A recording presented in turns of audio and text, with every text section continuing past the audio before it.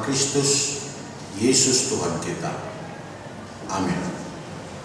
Shalom. Sebelum saya membacakan firman Tuhan pada pagi ini, saya terlebih dahulu menyampaikan salam bagi kita. Saya Pendeta Marulu Parpunguan Sinaga, Ibu Guru Marbun Lumbanggal, dan 4 orang anak kami. Kami tinggal di Piaraja, di sekitar kantor pusat. Melalui kesempatan ini, kami menyampaikan salam dari segenap Parhowas kantor pusat dan juga dari pimpinan HKBP Horas Madihita Salurna. Firman Tuhan bagi kita pada minggu ke-10 setelah Trinitatis, kita buka Alkitab kita dari Mazmur 34 ayat 1 sampai dengan 8. Kita baca bergantian. Mazmur 34 ayat 1 sampai dengan 8. Dari Daud.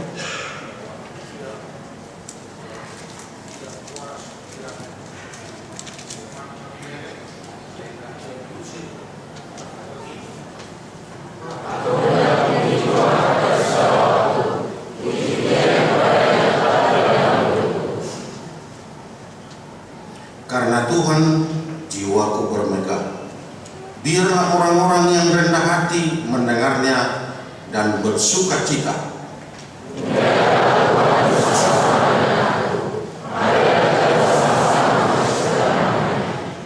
Aku telah mencari Tuhan, lalu Ia menjawab aku dan melepaskan aku dari segala kegentaranku.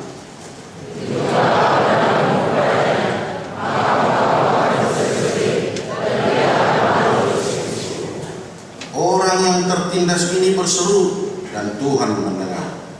Ia menyelamatkan dia dari segala kesesakannya.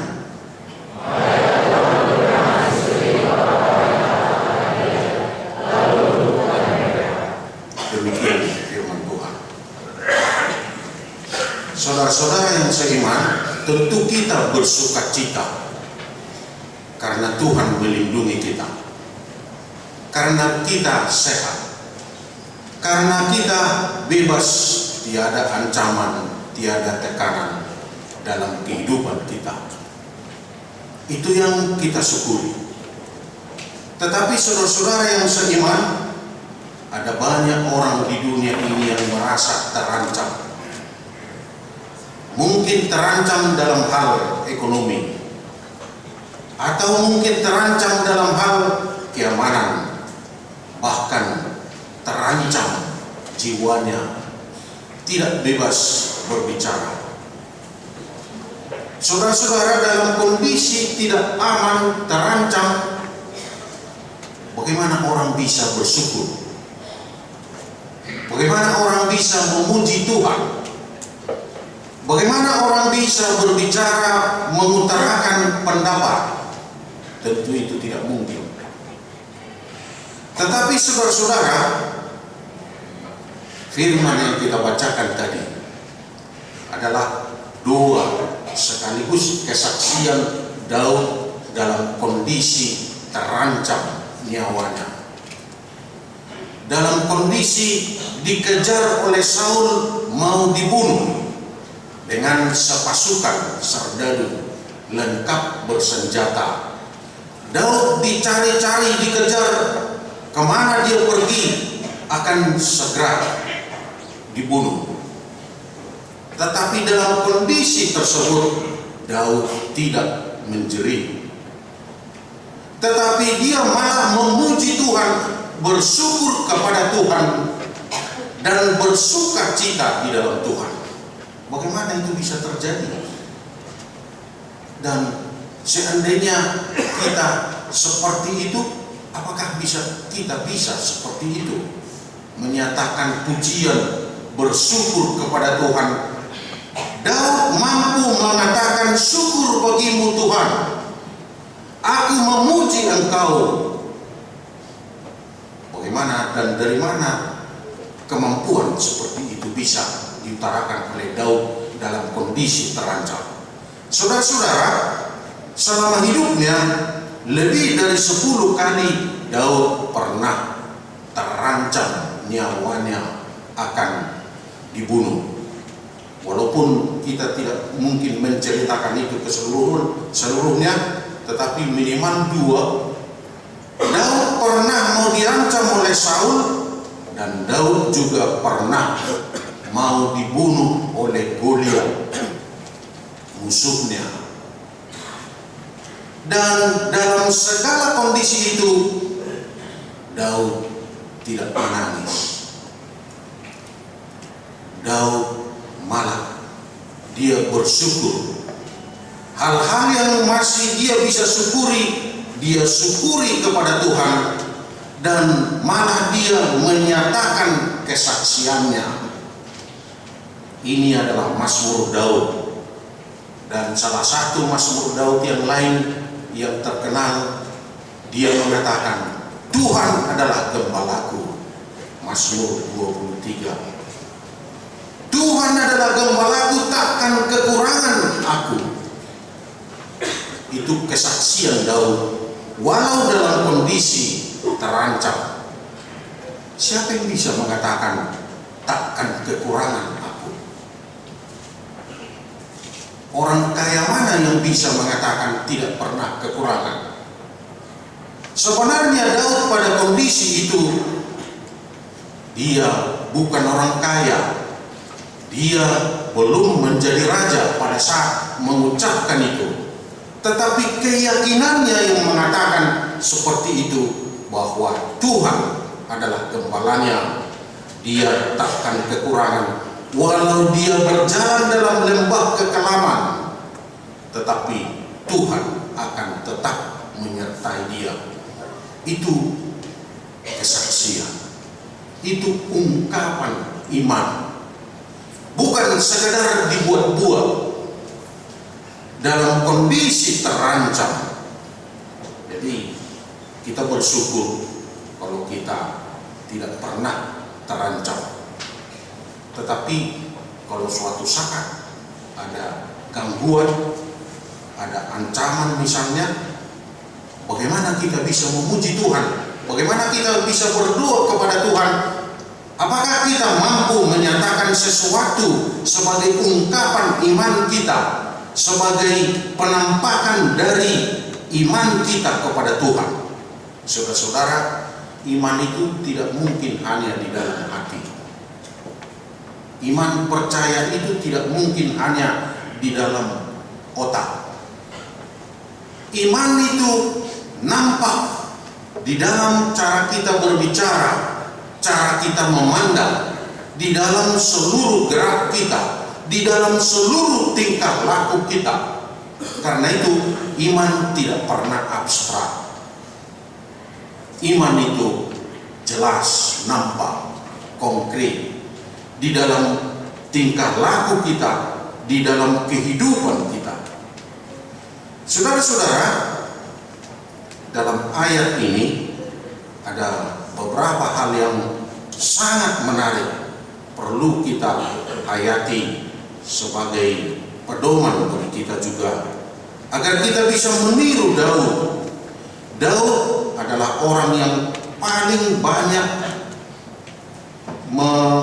menuliskan mazmur sebagai nyanyian, sebagai doa, sebagai kesaksian dalam kehidupannya. Karena imannya, dia produktif menuliskan kesaksiannya dalam kehidupan sehari-hari. Dan kita juga tentu mungkin ada yang bisa kita ungkapkan sebagai penampakan dari iman kita. Apalagi dalam kondisi terancam, dalam kondisi sakit, dalam kondisi tidak normal, di situ nampak kita aslinya bagaimana. Mungkin kalau dalam kondisi beruntung, ya kita bisa memoles kata-kata yang bisa kita katakan. Kita bisa mengatur bagaimana kita bertingkah laku. Itu dalam kondisi aman, dalam kondisi beruntung, dalam kondisi yang sangat baik. Tetapi ketika kita sakit, Di situ nampak aslinya. Ketika kita merasa terancam, di situ nampak aslinya. Bagaimana kita melalui ungkapan kita, melalui tingkah laku kita, melalui cara pandang kita, di situ nampak aslinya. Bukan hanya Tuhan yang tahu, tapi juga manusia yang lain juga tahu gambaran kita bagaimana. Orang sekitar kita akan tahu bagaimana sebenarnya kepribadian kita. Kalau kita orang beriman atau mungkin tidak beriman, itu nampak dalam kondisi yang tidak normal. Saudara-saudara, kondisi ini adalah dalam suasana Daud diancam, dikejar. Tetapi dalam kondisi ini Daud mengatakan, aku akan memuji Tuhan. Dalam ayat 2 dikatakan seperti itu. Aku hendak memuji Tuhan pada segala waktu. Pada segala waktu, bukan hanya pada saat aman, bukan hanya pada saat beruntung, bukan hanya pada saat sehat, tetapi Daud mengatakan, aku hendak memuji Tuhan pada segala waktu, pada segala keadaan, bersyukur kepada Tuhan. Inilah kekuatan Daud. Sebenarnya orang yang paling hebat, paling cerdas di dunia ini adalah orang yang mampu memuji Tuhan, orang yang mampu bersyukur. Sebaliknya, walaupun pada mulanya cerdas dan pintar, orang yang paling tidak mampu berpikir, orang yang tidak mampu bersyukur, itulah orang yang dalam kondisi marah tidak pernah bersyukur dan dia selalu bersungut-sungut. Tentu dia akan dalam segala hal menurun, dalam kesehatan juga menurun, dalam kecerdasan juga menurun. Dalam segala hal orang seperti itu akan menurun. Tetapi orang yang mampu bersyukur, mampu memuji Tuhan, orang yang setiap hari mau mengatakan syukur bagimu Tuhan, itulah orang yang bisa berkembang meningkat kecerdasannya, kesehatannya juga meningkat. Walaupun dalam kondisi sakit, misalnya dalam kondisi sakit orang tersebut masih mampu bersyukur, ya dia akan berangsur lebih sehat, lebih kuat. Sebaliknya orang yang tidak mampu bersyukur, tidak mampu memuji Tuhan, dalam kondisi sehat pun dia akan menjadi sakit ketika dia marah, ketika dia tidak mampu bersyukur.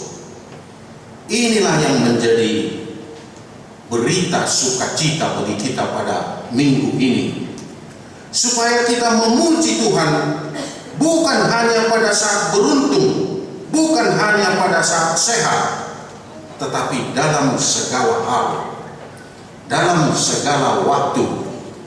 Daud mengatakan, aku hendak memuji Tuhan pada segala waktu. Puji-pujian kepadanya tetap di dalam mulutku.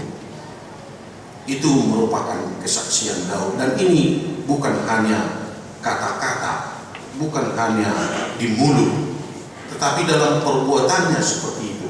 Suatu kali Daud dikejar oleh pasukan Saul. Gak tahu lagi entah mau kemana.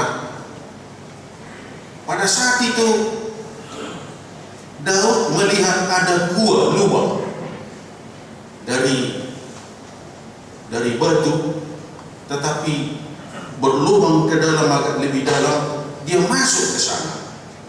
Pasukan Saul sudah datang dan mereka istirahat di pintu gua itu. Kemudian tertidur di situ. Tidak mungkinlah Daud masuk ke lubang ini.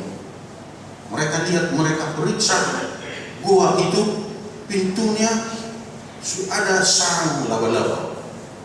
Tidak mungkin Daud masuk ke sini karena ada sarang laba-laba. Istirahatlah dulu kita di sini. Kita tidur di sini. Katanya pasukan Saul juga ikut di situ. Maka istirahat mereka di depan pintu itu. Daud di dalam tidak bisa lari entah kemana-mana. Tetapi setelah mereka pasukan Saul itu istirahat, mereka tertidur nyenyak.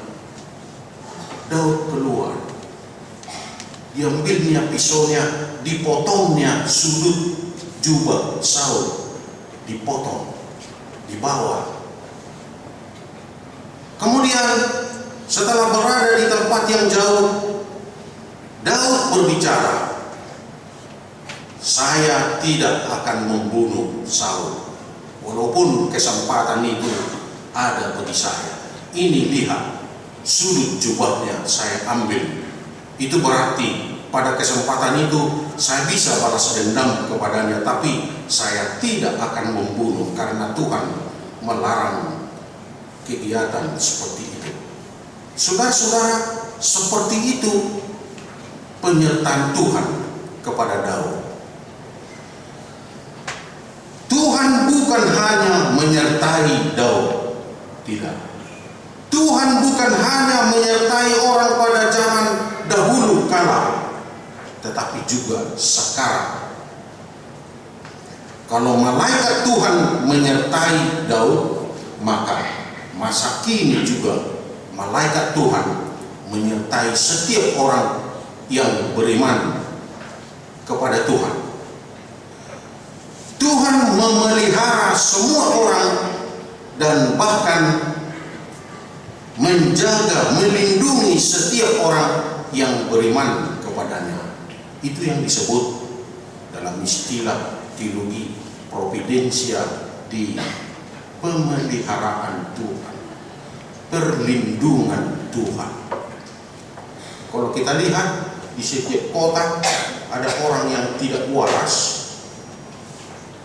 mungkin hanya tidak ada tempat berlindungannya, tidak ada makanan yang teratur bagi dia, mungkin makan dari tempat sampah, atau mungkin tidak makan tetapi panjang umurnya. Bagaimana itu bisa panjang? Padahal dia tidur, mungkin sambil hujan, kena hujan juga, kena awan, atau segala ancaman bisa ada pada dia, tetapi kok bisa panjang umur dan tidak sakit? Dari mana bisa sakit? Padahal kita hanya kena hujan sedikit aja sudah mau sakit, sudah pilek atau terganggu kesehatan. Hanya walaupun makanan yang bagus, tetapi cuman mungkin ada sedikit bedanya, sudah sakit perut atau terganggu kesehatan kita. Orang yang tidak waras itu atau seperti itu kok bisa sehat? Itulah providensial di penjagaan, penyelamatan oleh Tuhan kepada manusia. Saudara-saudara, ada suatu cerita yang sebenarnya bukan hanya cerita, tapi merupakan suatu kebenaran. Di suatu kota ada jembatan, dan di jembatan ini sering perampokan pada waktu malam, apalagi dini hari. Dan perampok ini ada beberapa orang, mereka bisa bersembunyi di bawah jembatan, dan kalau ada orang lewat, maka mereka bisa merampok, menjarah harta. Suatu kali lewat ada serombongan orang, tapi karena serombongan orang, mereka tidak mengganggu. Oh, mereka banyak, tidak mungkin kita ganggu, katanya. Kemudian yang berikut, lewat seorang perempuan, tapi perempuan ini juga dibiarkan lewat, tidak diganggu. Kemudian kira-kira 7 menit lagi, ada perempuan yang lain sendirian, masih anak gadis, lewat. Lalu mereka rampok semua perhiasannya, mereka melakukan tindakan yang tidak semena-mena, mereka bahkan memperkosa seperti itu. Dan pada saat itu karena polisi lewat, maka polisi menangkap semua perampok ini, dibawa sampai ke pengadilan. Di pengadilan ditanya, siapa yang lewat pada saat itu? Pertama, ada serombongan orang. Kenapa tidak kalian rampok orang rombongan yang pertama? Oh, karena kami lihat ada banyak orangnya, tentu kami tidak ganggu. Kemudian lewat ada anak gadis. Oh iya, anak gadis yang pertama. Tapi yang kedua yang dirampok. Yang pertama lewat, kenapa tidak dirampok? Oh, kami melihat ada anak muda yang gagah, di sekitarnya 3 orang, di samping kiri kanannya dan di belakang. Tentu kami tidak ganggu. Yang ketiga, kenapa kalian ganggu? Karena sendirian. Yang kedua ini tadi, mereka melihat ada anak muda di samping kiri kanannya dan di belakangnya, padahal sebenarnya dia hanya 1 orang. Tapi perampok ini melihat ada yang mengawal. Siapa yang mengawal itu tidak tahu. Sebenarnya malaikat Tuhan, karena perempuan ini mengaku hanya sendiri dia jalan di situ. Tetapi perampok ini melihat, oh ada yang mengawal, tidak bisa kita ganggu. Perempuan yang pertama tadi tidak tahu bahwa malaikat Tuhan ada mengawal dia. Tapi dia tidak tahu, dia tidak melihat, dia hanya merasa sendiri, dibiarkan lewat. Perempuan yang kedua, memang dia sendiri, tidak ada yang mengawal, dan malaikat Tuhan juga tidak mengawal. Mana bedanya antara perempuan pertama dan kedua? Itu adalah orang yang beriman dan tak beriman. Itu saja bedanya. Providensia di penyertaan Tuhan, pemeliharaan Tuhan, itu yang dimiliki oleh setiap orang beriman. Dan itu yang juga walaupun kita tidak tahu bahwa malaikat Tuhan bersama kita, tetapi Tuhan pasti menjaga setiap orang yang beriman, menyelamatkan, melindungi setiap orang beriman, sama seperti Daud. Walau dia sendiri, tetapi kemanapun dia bisa aman, walau merasa terancam. Dan ketika dia menghadapi Goliat juga, dia bisa menang bukan karena kekuatannya sendiri, tetapi karena Tuhan. Dan ini merupakan kesaksian iman Daud. Aku hendak memuji Tuhan pada segala waktu. Itu yang perlu kita tiru. Itu yang perlu kita ikuti. Kemudian bukan hanya itu lagi. Di ayat 5 Daud mengatakan, aku telah mencari Tuhan, lalu ia menjawab aku. Orang beriman selalu mencari Tuhan. Mencari Tuhan di sini dalam arti memberi waktu bertemu dengan Tuhan, memberi waktu untuk membaca firman Tuhan. Daud mengatakan, aku selalu mencari Tuhan. Saya kira kita juga perlu mencari Tuhan, bukan hanya pada hari Minggu, bukan hanya pada saat ibadah, tetapi ketika kita bangun, segera carilah Tuhan. Bukan mencari Tuhan seperti mencari barang di mana dia ada, bukan seperti itu. Kita tidak harus pergi kemana-mana kalau mau mencari Tuhan, tetapi lipat tangan, berdoa, bersyukur kepada Tuhan, barang 1 atau 2 menit ya cukup. Meminta penyertaan Tuhan itu saja sudah cukup. Daud mengatakan, aku mencari Tuhan. Kemudian dia menjawab aku.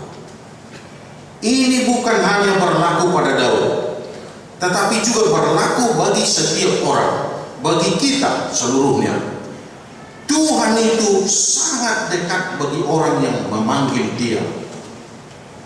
Kita tidak harus mengatakan Tuhan itu ada di atas. Walaupun Dia di atas, tapi Dia di sini. Dia dekat dengan setiap orang. Walau kita berada di mana.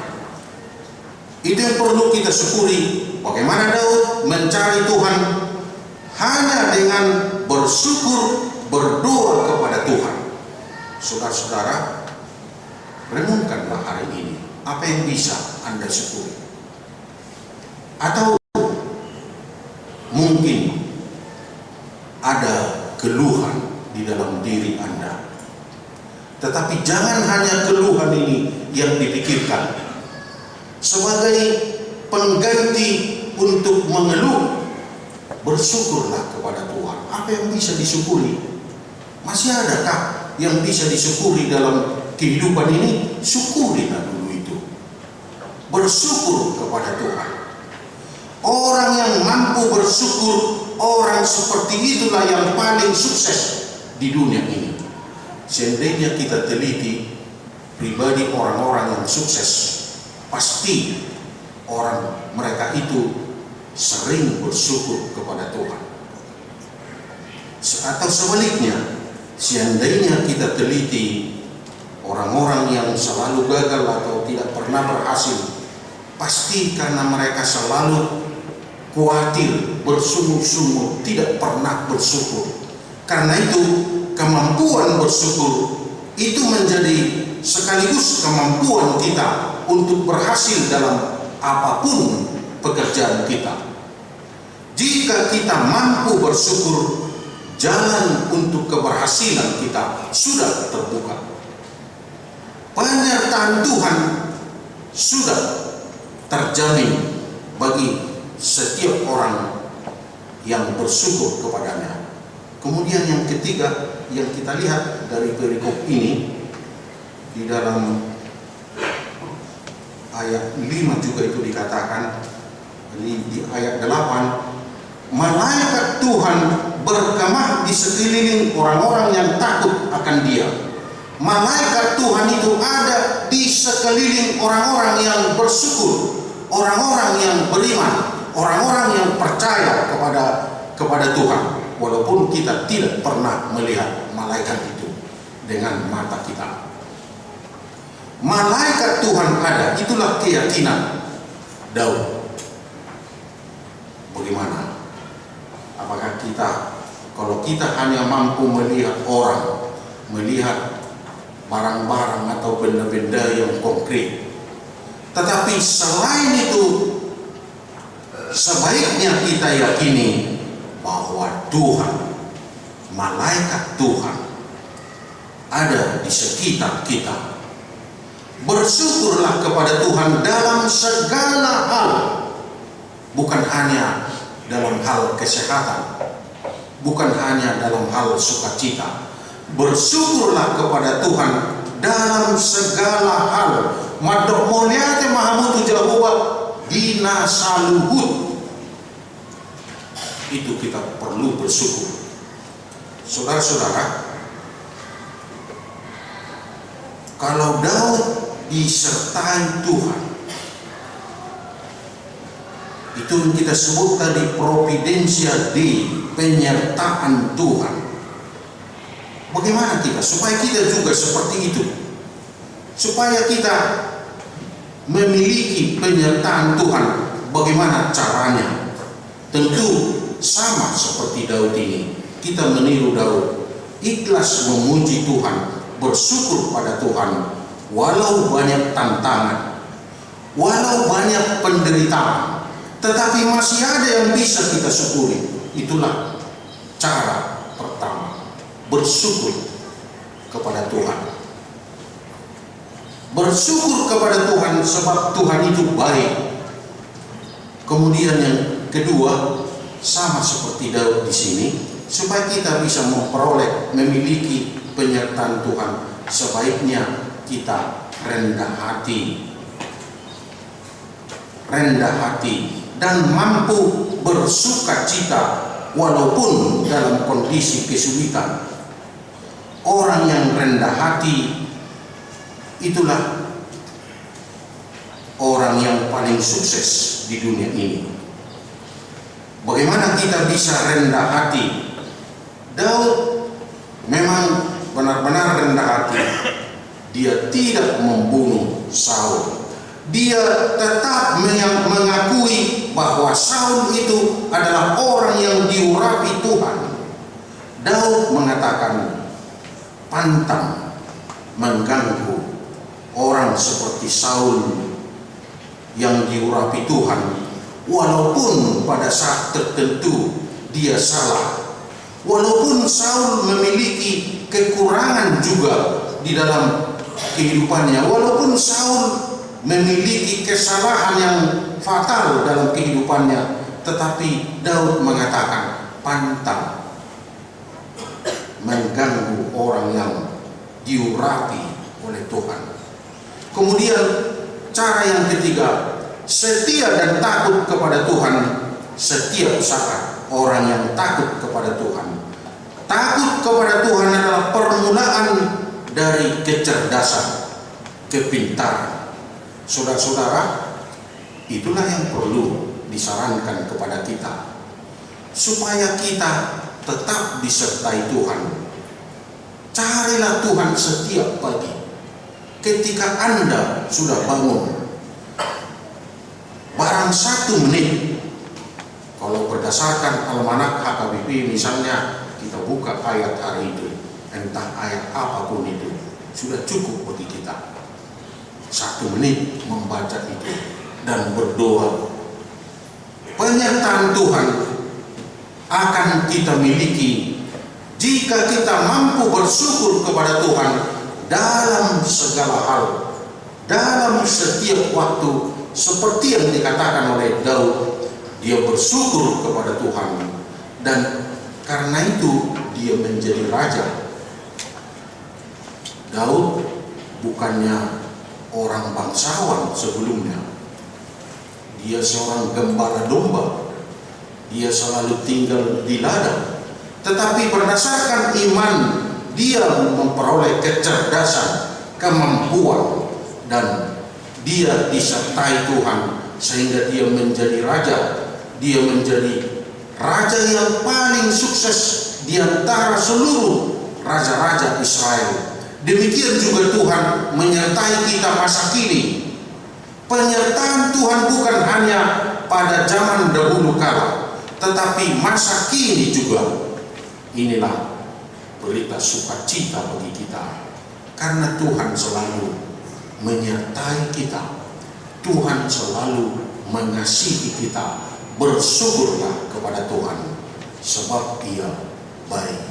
Amin. Terima kasih Tuhan atas firman-Mu yang kami dengar. Ajar kami Tuhan untuk memahami firman-Mu itu, agar kami tahu bahwa Engkau selalu menyertai seluruh orang beriman, agar kami sadari bahwa Tuhan sangat dekat dengan kami dimanapun kami berada. Ya Tuhan, bimbinglah kami dalam kehidupan ini untuk mengerti kehendak-Mu, untuk memahami rencana-Mu bagi setiap orang, agar Tuhan juga memakai kami sesuai rencana-Mu. Berkatilah seluruh umat-Mu yang mendengar firman-Mu hari ini. Sertailah mereka ketika kembali dari gereja ini, kemanapun mereka. Bimbinglah seluruhnya sesuai dengan kehendak-Mu. Dalam nama Yesus kami berdoa dan bersyukur. Amin.